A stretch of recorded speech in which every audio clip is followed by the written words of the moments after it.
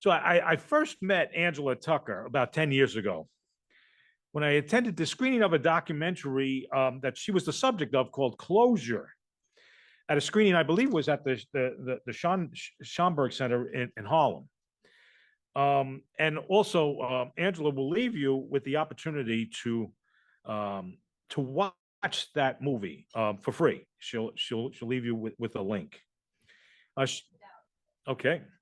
Angela is the founder of the Adoptive Life blog and the Adoptee Mentee Society, and is the author of an amazing new book that came out 1 year ago this month entitled "You Should Be Grateful: Stories of Race, Identity, and Transracial Adoption." Man, Angela, it felt like it was just last month that I attended that book launch, and it's over a year. That's a time just flies by.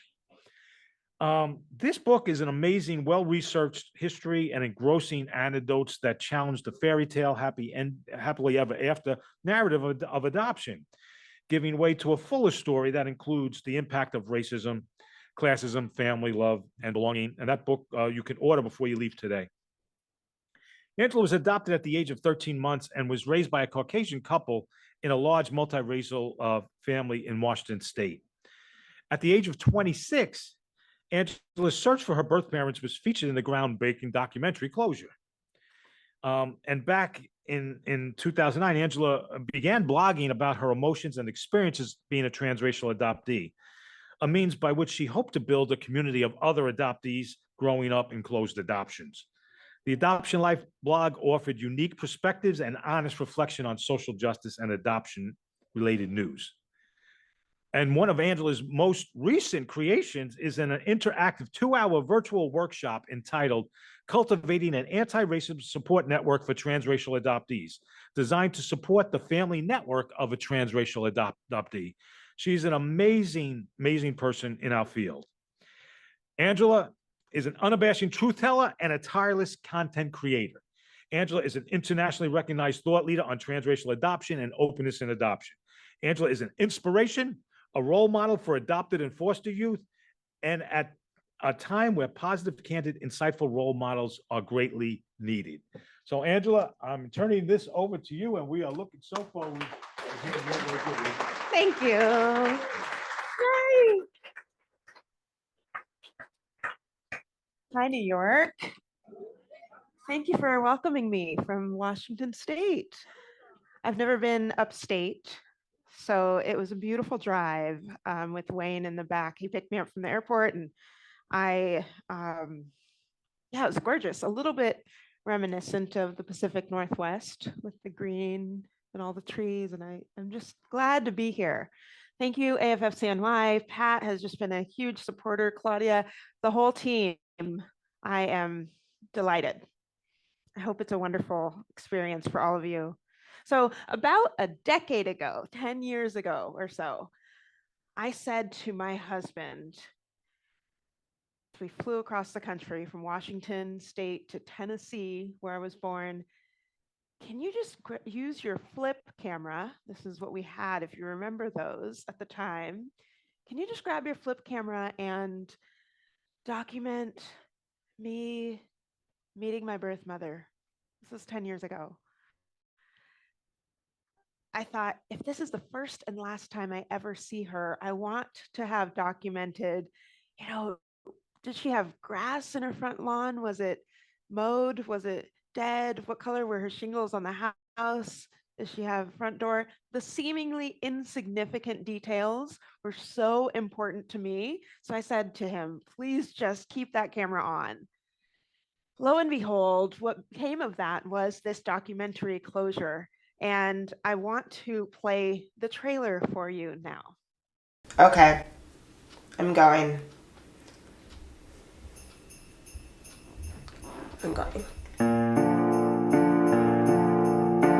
Angela and I never thought that she would probably find her birth father. And she called me up one night. She told me that she thought she found him. You do look like him. We were just like, that's him. That's him. He just stared at me.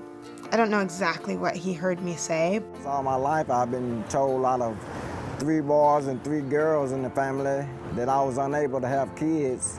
It was just a miracle. Sandy and his brother Jay knew where Deborah lived and said, "Want to go drive by?" And so we thought, okay. Angela right away said, "Deborah, I think you might be my birth mother."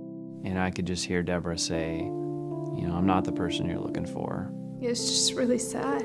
I just felt so bad for her.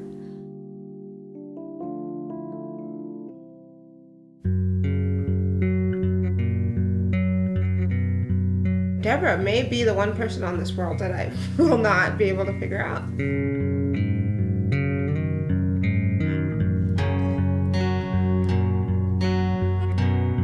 My blood and your blood are the same.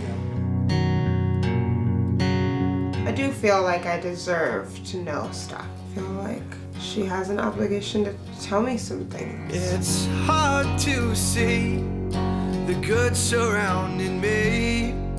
The clouds are covering truth in the lies.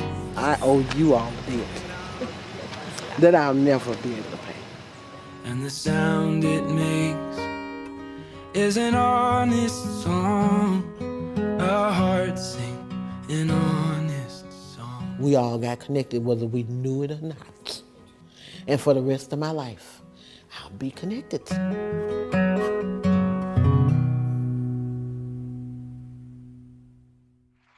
Thank you. You'll all get a link to watch the full film. And as you're watching, you can just know that my husband, over the course of a year and a half, gradually invested in nicer film equipment. And so you might be able to see that. My birth mother, Deborah, hid her pregnancy. She was homeless while pregnant with me. Nobody knew. Therefore, she did not take great care of her body. And so when I was born, knowing that she was homeless and I was born with different disabilities that the doctors weren't sure what they would be. So they told her, she's going to have some problems and we don't think you're going to be able to care for her. They asked her at the time, "Do you want to hold her?" And what you'll hear in the documentary, my birth mother said, if you're not letting me have her, then I'm not going to hold her. So I stayed in the hospital and then went immediately to a foster home where I was cared for lovingly. But while I was at that foster home, the advertisement for getting me adopted went out. My foster parents renamed me. They learned that my name, Angela, was given to me by a social worker who had just looked through her Rolodex, and the first business card was in the A's, was Angela. So they gave me this name, Angela. My foster parents weren't really content with that. So they decided to think and pray and get to know me and decided to name me Jocelyn Kate, a name for which I just love. But the agency didn't put that name on my flyer when it was sent out. And ultimately, my parents in Washington State were asked to adopt me because they had already adopted several kids with disabilities. And my initial diagnoses of spastic quadriplegia was something that they could handle. But they got to know me as Angela. So when they came and picked me up and my foster parents said, "No, that's not her name," my parents had a decision to make and they chose to keep the name that they had grown familiar with. A conversation I still have with them today because I had felt so attached to not just my foster parents, but also that name, even at that young age. So I was adopted across the country, Washington State, closed adoption. My parents never knew my birth parents. My birth father never knew he had a child. His rights were terminated through an ad in the paper for which he never read. So when I found him 10 years ago, he was shocked, and his whole family shocked and immediately embracing. Really, they really wished they knew about me. They would have cared for me and parented me if they had known. But I was given great medical care. And you can see in this picture, my parents, along with all of my siblings, they adopted all of us except for one they had biologically. I often share with my parents' permission that I think it's important for adoptees to know their parents' motivation for adopting. And for my parents, it was the zero population growth movement, the ZPG. They were hippies in the 80s and early 90s and believed that we were procreating at a rate that outpaced our resources. And so that is why they chose to adopt. Many people, when they hear the words adoptive parents, they often think noble saviors. What great people. This is like the title of my book, You Should Be Grateful, because being thousands of miles away, I didn't know my birth parents. Clearly, my friends wouldn't know my birth parents, but the common resounding comment anytime someone saw our families together was, wow, you should be so grateful you're in this wonderful home. Well, when Closure was screening, we did a film festival circuit all across the country. I found this to be true even still, where I would go up on stage after, answer questions from the audience. My parents really enjoy supporting all of their kids in whatever they like to get into. And so my parents would often travel to be at these screenings, but people would notice them in the crowd and would go right up to them and say, "Are you okay with how Angela talked about adoption? I'm so sorry she doesn't seem grateful enough for all that you've done." This is kind of the language that my parents were getting. And meanwhile, all of these adoptees were coming up to me saying, "Thank you so much for saying the things I could never say out loud." Or they would say, "I've wanted to search for my birth parents, but I'm not going to do it until my adoptive parents pass away because I don't want to hurt their feelings." And so this reinforcement of what I call, what Regina Kunzel, who is an author, a historian, she calls the professionalization of benevolence. I love this phrase. That this is what I feel many adopters have. And it is what society thinks adopters do. That their good intentions outweigh all things, including the fact that my birth mother was homeless, and therefore, right after she gave birth to me, she was out on the streets. And in talking with her more recently, she had breast milk coming in and didn't know how to stop it when she is out on the streets. But we don't think about that, or that my birth father didn't have the chance to know I was alive, that instead we are only thinking about the benevolent adoptive parents. When I was 21 years old, I was allowed to legally obtain my original birth certificate from the state of Tennessee. I had been waiting for that day. So right when I turned 21, I wrote to the state of Tennessee, gave them, I borrowed $500 from my parents, which was required in order to submit this, and was so eager to get this original birth certificate, which I thought would say my birth mother's last name. And I hoped perhaps she would mention who my birth father was and his full name. So I submit that. I'm in college, I'm in my dorm. I'm dating my now husband, who was right there with me. And what came back in the mail was my same amended birth certificate that I already have, that says my white parents gave birth to Angela Burt, my maiden name. That, for me, was the turning point to decide that I can search on my own, that I wanted to do it the legal way, wanted to be respectful, but I decided at that point, I'm going to do everything I can. So in combing through some of the documents my parents got for my medical health, we found my birth mother's last name that someone forgot to redact, but her name was Johnson. So, son of John, one of many slaves with the name Johnson. That was not helpful.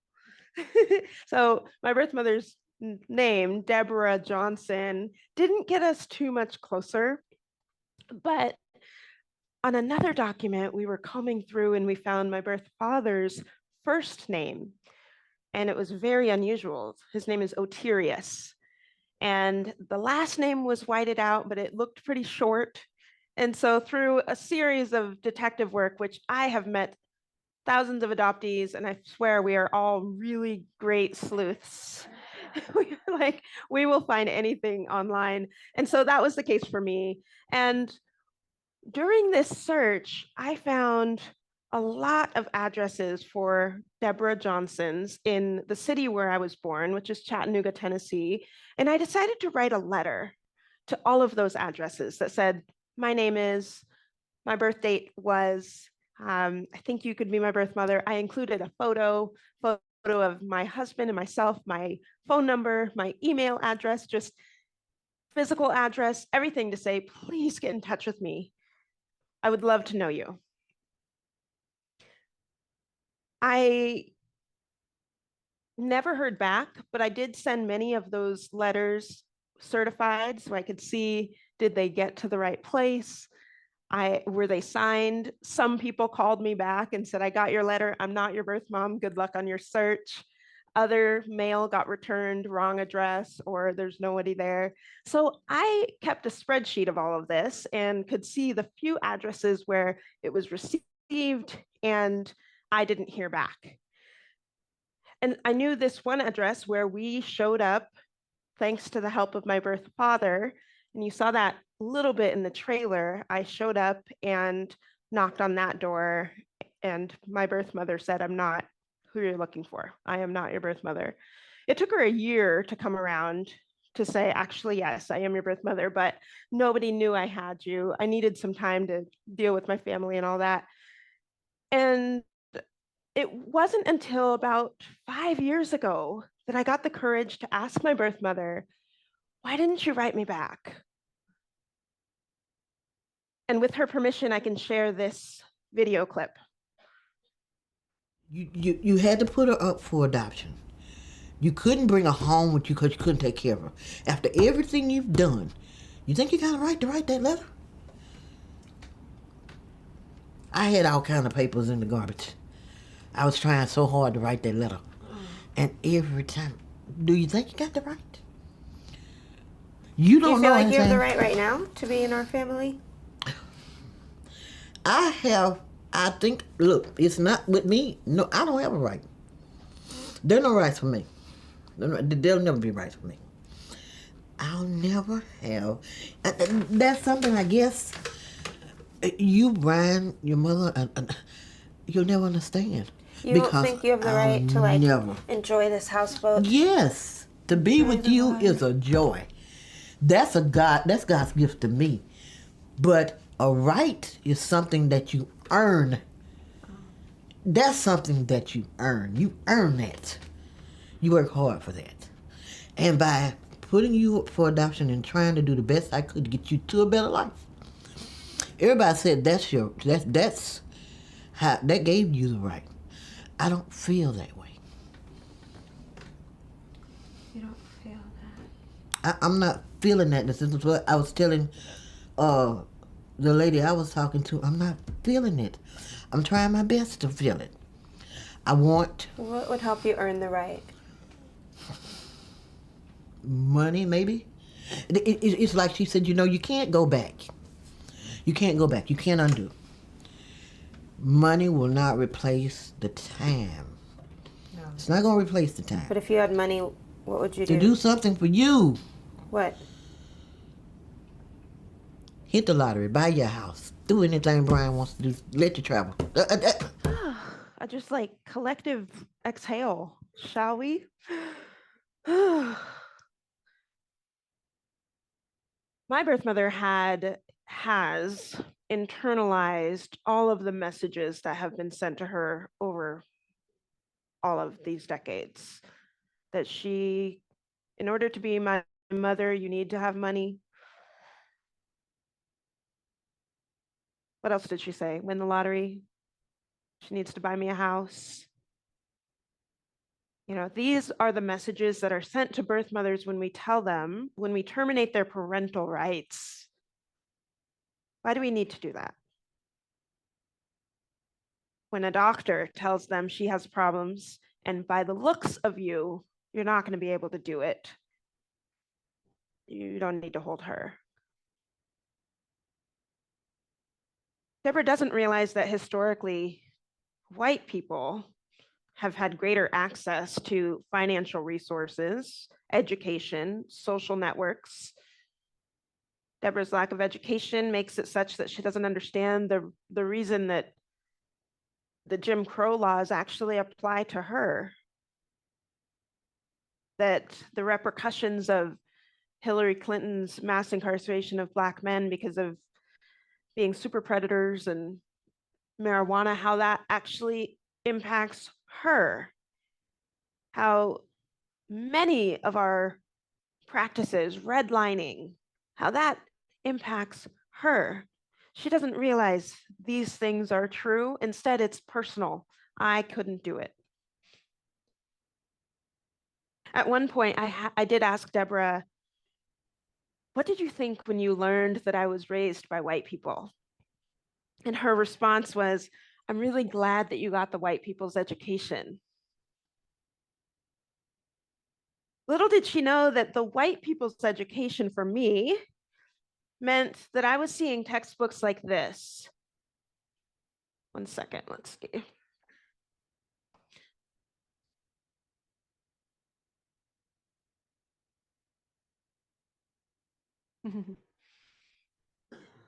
That I was seeing textbook like this, where you see the word sad and angry paired with the dark-skinned kids and happy and proud paired with the white kids in this textbook that's teaching us how to write. And that nobody, the teachers, administration, other students, would see this textbook the way I saw it, because I was the only Black kid in the school. Instead, Deborah thinks you got the white people's education, and therefore that's why you and Brian have such a beautiful life together. Not that all of the biases that I grew up with told me that people like her weren't safe, that homeless people are doing that to themselves.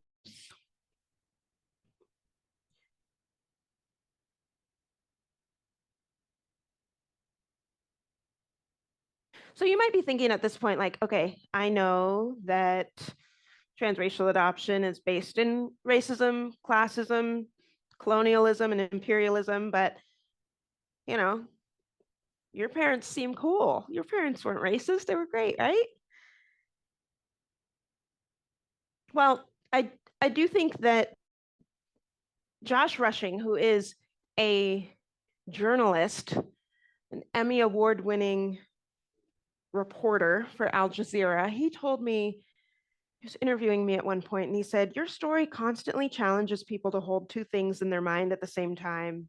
Are you a victim of the system of white supremacy, or did you benefit? And so when I'm working with transracial adoptees, I remind them, many of them saying, I don't feel Black.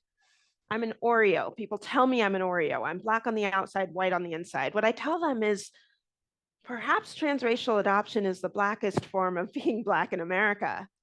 How similarly it parallels so many aspects of us coming over to America. Our need to assimilate to our family really reflects Black people's need to assimilate to America, you know, and that perhaps we have a lot of power in that. So back to thinking about my birth mother and her thinking that her inability to parent me was a personal flaw of her. I was quite frustrated when going on, well, we went on Jada Pinkett Smith's Red Table Talk together. And I'm going to play a bit of it for you. And I want you to look specifically at how Deborah is portrayed in this early part of the episode. We won't play the whole thing. Okay, very short, so don't blink, basically. Angela's birth mother, Deborah, was homeless and in poor health, barely able to take care of herself, let alone her newborn baby, who was In just this clip, what you see, whether you realize it or not, is stock footage. First photo was Deborah. It was a beautiful, actually, color photo that they put in black and white to really make her look dangerous and scary. The second photo of a person sitting at the base of the stairs was not her. The third photo of a house, a street, I don't know where in the world that was. I was really angry that they did this to her. And I called my birth mother and I said, I'm so sorry, because we all saw it at the same time when it got released. We didn't see the edited episode early. I said, I just started off, Deborah, I'm so sorry that they portrayed you this way. Her response, what do you mean? That wasn't me? This is the evidence of how entrenched other people's beliefs about her is. And I think people like Facebook Watch, they knew that. You can exploit this woman.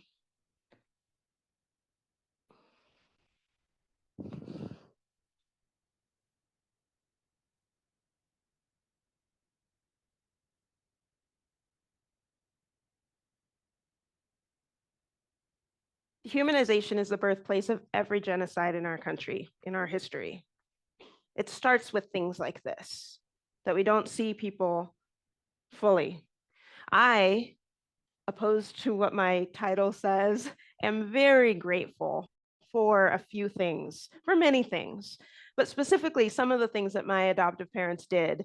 Even though I grew up in a closed adoption, didn't know my birth parents, didn't know why I had to be adopted, my parents did know that my birth mother struggled with homelessness. And with that tiny detail, they had myself and all of my siblings going to different churches to do kind of soup kitchen, homeless feeds kinds of things. As a kid in middle school, I'm doing this. This is not Deborah that I'm serving, but my parents knew that in being in proximity to people who are houseless, it would help me get a better understanding of Deborah, essentially. And it wasn't just for me, it was my siblings too. And my siblings are all adopted for very different reasons. I am really grateful for this, because this meant as a middle schooler, when I was there and I was dishing someone up and they said like, I don't want the green beans, I only want cookies. Then it made me think like, oh my gosh, people who are homeless have favorite foods. They might have a sweet tooth. That I would not have gotten that message if we just drove by, averted our eyes when we saw someone panhandling on the street. Same thing with clothing. Seeing people walk in with a fun shirt on, I could comment and they would tell me, oh, I love the color pink. It's my favorite color. These humanized my birth mother. This action and other activities I am very grateful for. Even with these great parenting, really helping me, somebody in a closed adoption, get a little bit closer to my truth in the best way they could, I still grew up in a ghost kingdom. I talk about this ghost kingdom in my book, but this ghost kingdom is a place where many adoptees go when we don't know the full truth. We make things up. So for me, my birth dad was Magic Johnson. He has a humongous smile. He's a black dude and he plays basketball. That's me. My birth mother was Halle Berry. Just no good reason. We're not even really the same skin tone, but you know, my birth mother was actually also Brandy from Cinderella for a while in the 90s. And I had this shirt on as a little kid, toddler, and it says, I look like my daddy crossed out, mommy crossed out me. I think it's a shirt that definitely makes sense with my adoptive parents' ethos, in that they were raising us all to be very individual people, you know, that in no way did I feel pressure to be like them. Like I know some adoptive parents struggle with that.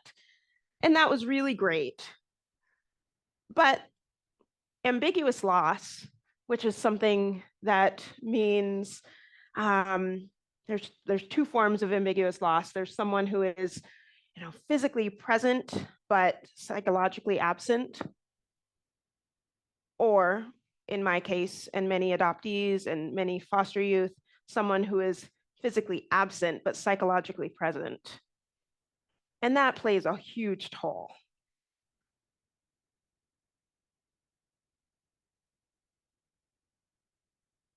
The ghost kingdom is a term that is not relegated just to the child welfare field. It could be true for any of you. You might think like, let's see, in the sense, I am working to not pathologize this ghost kingdom, that it's natural. So maybe some of you dated somebody that you didn't end up marrying, and you think in your head, like, what would life be like if I had married that person?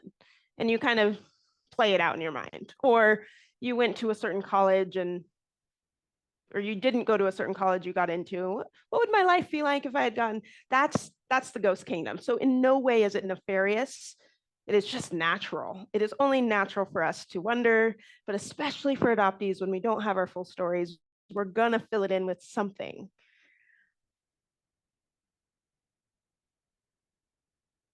I remember working with a youth adoptee whose family had just gotten a puppy. He was so excited about this puppy. And they drove out to get it. And when they got there, the place said, yeah, this is your puppy, but I'm so sorry you can't take it home with you today because it needs to stay with its mom for 10 weeks. So come back in 10 weeks and then you get the puppy. And this adoptee was shooketh. You know what he was thinking about himself. And wait, that didn't apply to me? This is the ghost kingdom, ambiguous loss, all wrapped into one. And what I advocate for is that this kid needed somewhere to talk about it. It wasn't a bad thing. So that's where I was so glad to be in his life, to be able to talk about the truth in what he just experienced and witnessed. You can't talk about transracial adoption without talking about the Multi-Ethnic Placement Act, which has a stated goal of trying to minimize the time kids stay in care. The way that the law purports agencies do this is by erasing the need for transracial classes. So they can't be mandatory. So any agency that's a placing agency that does your home studies, that receives federal funding, cannot mandate a course on transracial adoption, cultural humility. It can be advised or like an extra, an option, but it can't be mandated. This is very problematic, and it results in things like many things that I've talked about. Kids being called Oreos by their own parents. Color blindness has been upgraded. The term is now color evasiveness, to talk about how it takes work to not see us. Color blindness used to be kind of just like a, yeah, I don't see color, I just love you for who you are. But in that, you're actually working really hard to uphold whiteness in the status quo. And so color evasiveness, I love the term because it talks more about your action of avoiding seeing who we are. Other things that this leads to when I talk to some of my mentees is saying things like, sometimes I forget I'm Black because I see white people all around me. When I look in the mirror, I'm surprised and shocked. Susan Harris O'Connor, she's a transracial adoptee here in the East Coast. She lives in Boston. She created a beautiful model about transracial adoptees' multiple identities, and I definitely recommend it. She talks about how many of us transracial adoptees have identities that don't all the way agree with each other. Our genetic identity might be different than our imposed identity. So the imposed identity is what others see us as. Might be different than our feeling identity, what we feel deep down, which is beautiful because it gives permission for people like myself who were raised in whiteness to say, I feel white, without someone else saying, oh gosh, don't say that. That's terrible. You know, you're Black. But instead it's saying, okay, we understand that you grew up in a place and this is your culture. So the Harris O'Connor identity model is definitely a great resource.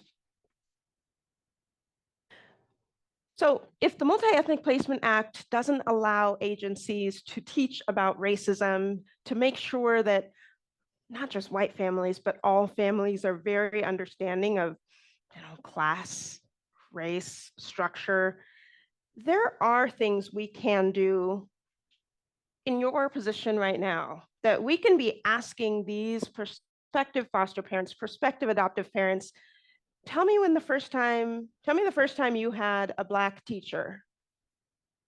A very concrete question. Maybe their answer was, oh my gosh, I never thought about it. It wasn't until college.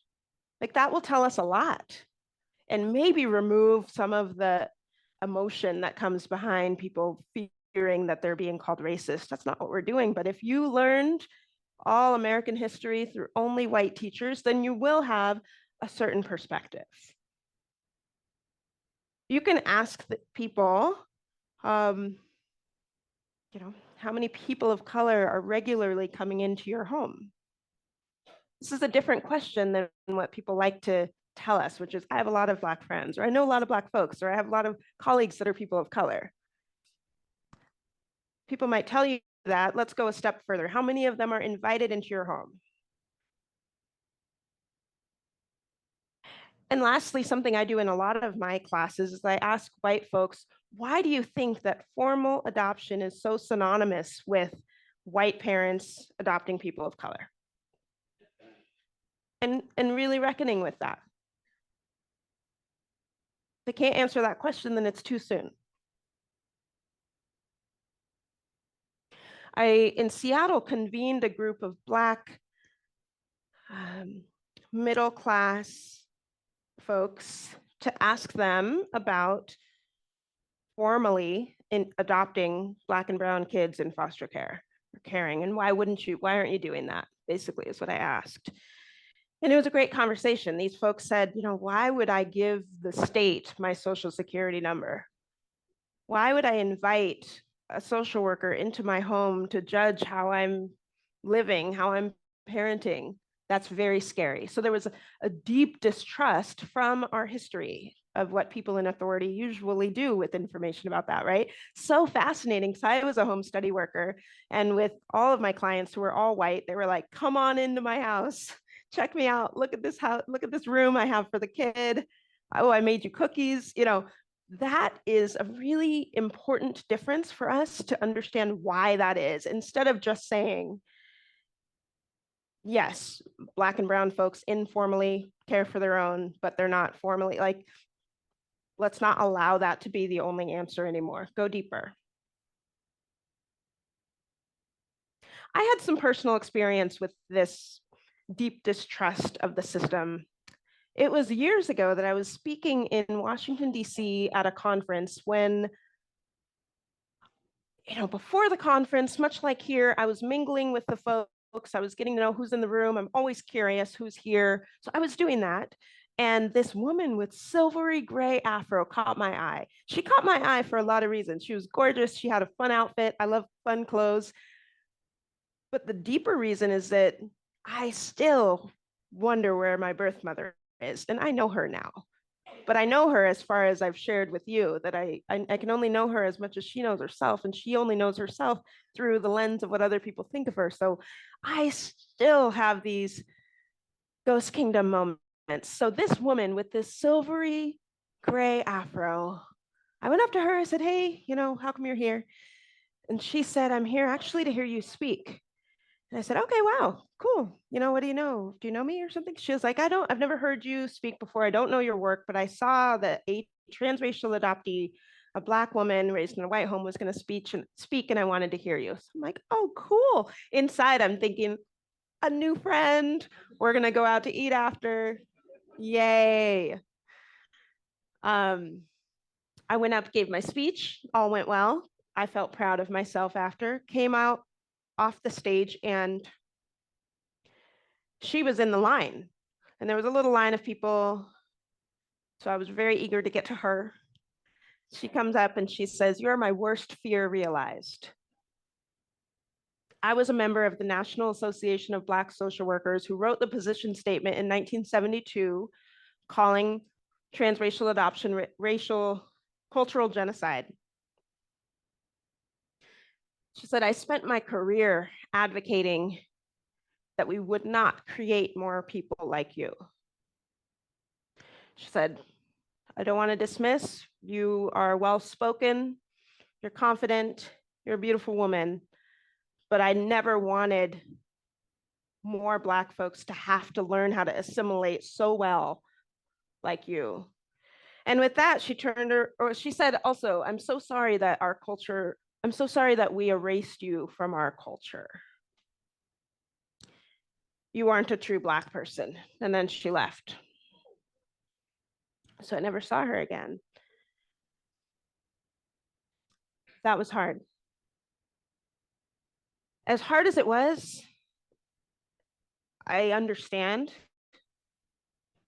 And I do work to have other people understand what she's saying. And what the National Association of Black Social Workers was actually saying at the time was that they just didn't think that white people could adequately imbue all the skills and resources that Black folks needed in order to traverse our country and our society. So they weren't saying that white people wouldn't be able to care for us.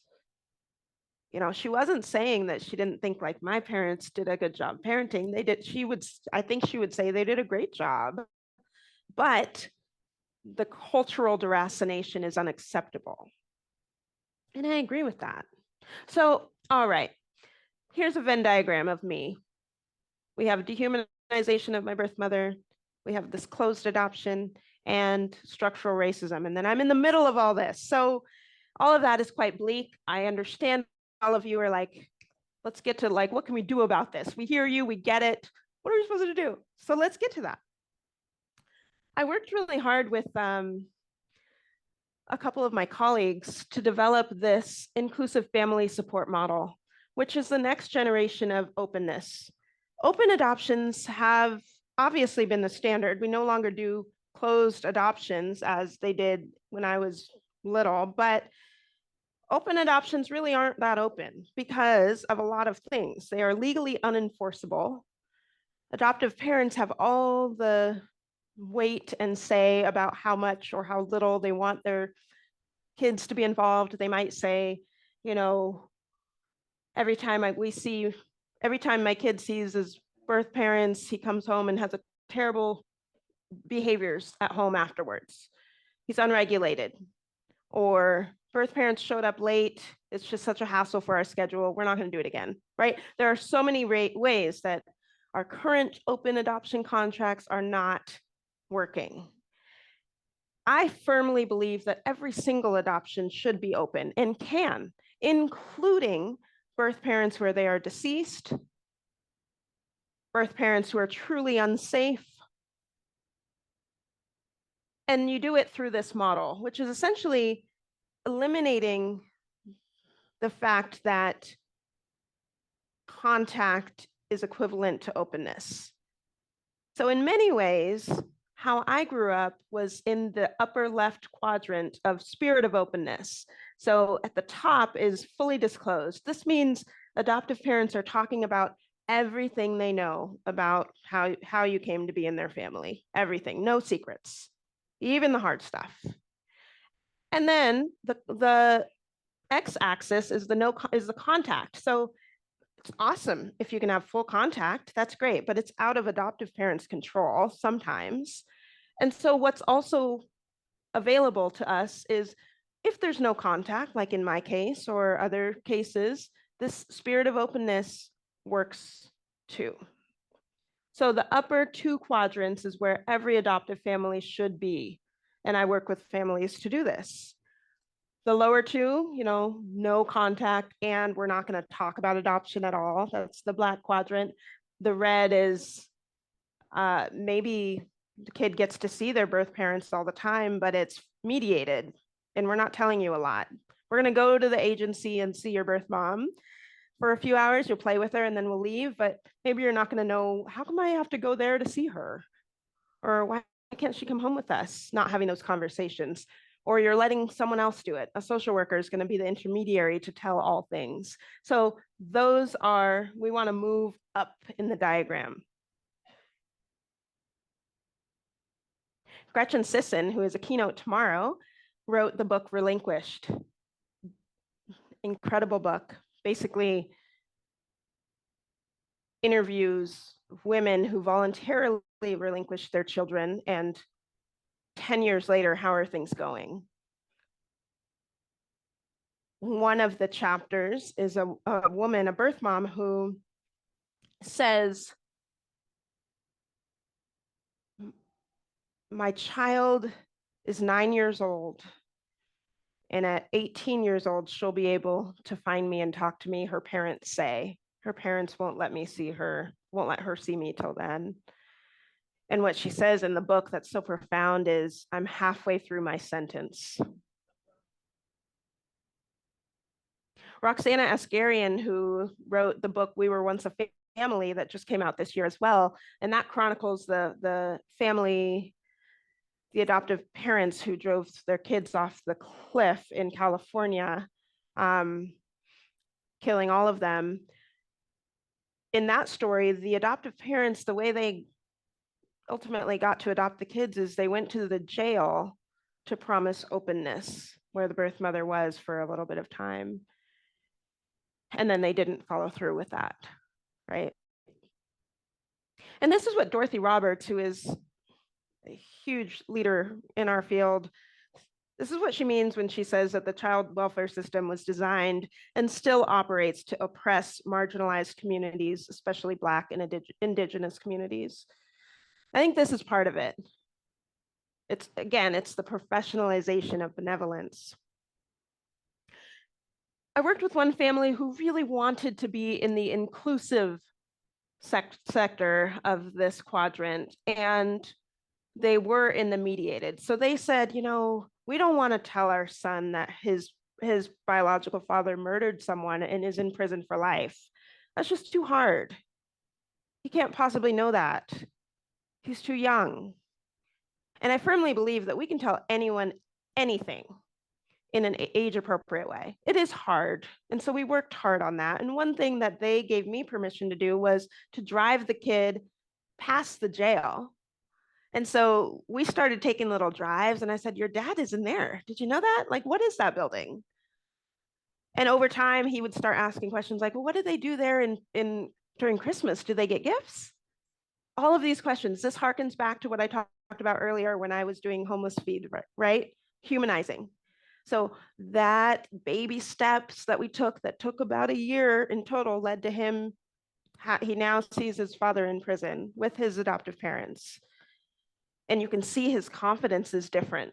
He also struggles after seeing his birth dad with big behaviors, which the family, through working with me, I told them, I am 38 years old. When I met my birth mother when I was 26, I was acting some sort of way after I got home. It is going to be an experience that deregulates us. And that does not mean it's not something that we should continue doing. It just has to be integrated. Otherwise, it'll come out some other way. So back to the what can we do? I feel like a Golden Gate Bridge. Like through my experience as somebody who's grown up in white spaces, I'm very comfortable in white spaces. I am Black. I have a lot of the Black community too. I feel like I can bridge both sides. It's not something that I would like. It's not a skill that I wish I had. I mean, it's similar to what the NABSW woman said to me. But in having it, I think I've found that there are valuable insights for people like myself who can really traverse multiple worlds. One author calls us boundary spanners. People like immigrants, biracial, bicultural individuals, gay individuals, military members, all really valuable additions to complex conversations. And so these are people who, for me, have been able to come up to me instead of saying like, wow, you're adopted, how interesting, or how cool. They might say, huh, you're adopted? Like, I'm so sorry. Or you're adopted? Like, gosh, that must be really tough for your biological family. You're adopted? Wow, I wonder how your birth mother is coping with that loss of you. You know, boundary spanners are able to go there first.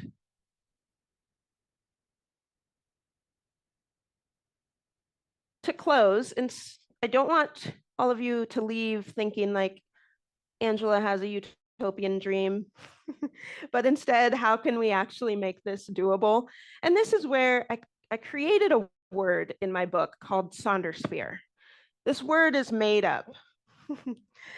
Sonder is a word also made up, but by this guy named John Koenig, who wrote the book, The Dictionary of Obscure Sorrows. That book that he wrote, he basically said he didn't feel like there were enough words to describe the complexity and all of the emotions that we have. And so he just started making up words. So the word sonder, he described as the realization that each random passerby is living a life as vivid and complex as your own, populated with their own ambitions, friends, routines, worries, and inherited craziness. And the reason I loved the word sonder that he made up was because it made me think about my birth mother. And when I read that definition, think about my birth mother, I'm like, okay, wow, she's living a life as vivid and complex as mine, populated with her. She has ambitions. She has friends. She has routines. She has worries. I didn't really realize that. And I really didn't realize it when I first met her. And at some point she had to say to me, Angela, I put on my pants just like you, one leg at a time, because I had so built her up. And so to realize this, sonder, was half the puzzle for me. This is the opposite of dehumanization. And the sphere part of the word is about sharing resources in a way that actually benefits the community. So anthropologists kind of might talk about this as collectivism. You know, we know that there's other cultures where kids have many people they call auntie, uncle, parent, sibling. You know, in the Black culture, it's so common. We'll say, hey, brother, hey, sister. It was kind of funny because when I met my birth family and I come from very white world, I'm like, okay, is that literal? Is that one of my literal brothers? And I was like, they're just like, hey, they're my brother, you know, they're part of us. And that community is what we are lacking. The nuclear family structure is not a support to what many of us adoptees need. And I don't even think it's relegated to just adoptees. So many of us need to know our neighbors. So many of us don't realize there are kids in foster care that live in your neighborhood. So this sphere part asks us to build basically a network. So I would love to ask all of you to build your own Sondersphere. And how I want you to do it is to meet 5 people. 3 of them must be of a different race than you, and 2 of them must be in a different socioeconomic class than you. This is something that's not just easy to do. It's going to take work, conversations, vulnerability. And the second part of it is you can tell them, I'm working to expand my Sondersphere and I want to include boundary spanners. I'd like you to be part of it. This also will be strange. They will say, what a boundary spanner? What's a Saunders sphere? And that means you are going to have this conversation to talk about their value. In this, it's also tricky, especially for white folks, not to tokenize. Well, how do I meet 3 people of a different race without being tokenizing? That's your work. That's what you need to do. It means you are talking about your own privilege and why you're asking them to be part of your world.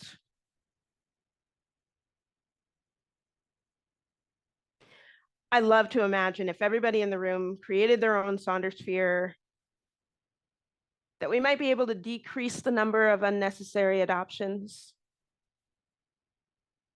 I think Kathleen mentioned it earlier, talking about the different people who fed into her life just by proximity. They were in her world, whether it was college and they entered in. We all have opportunities like that. It's not just going to our job and doing our job. If we can decrease the number of unnecessary adoptions, that means that we're going to decrease the number of suicides, because right now, 1 in 4 adoptees who seek therapy are attempting suicide. And as I'm founding the Adoptee Mentoring Society, I'm losing people. I'm losing adoptees. I'm losing adoptees who look like me, who have parents who are loving. They weren't rehomed, but they didn't get all their needs met.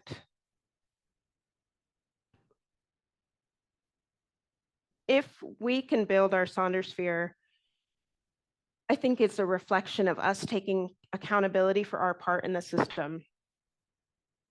I often say, when I'm driving in Seattle, my husband and I are in traffic, and he's complaining about traffic.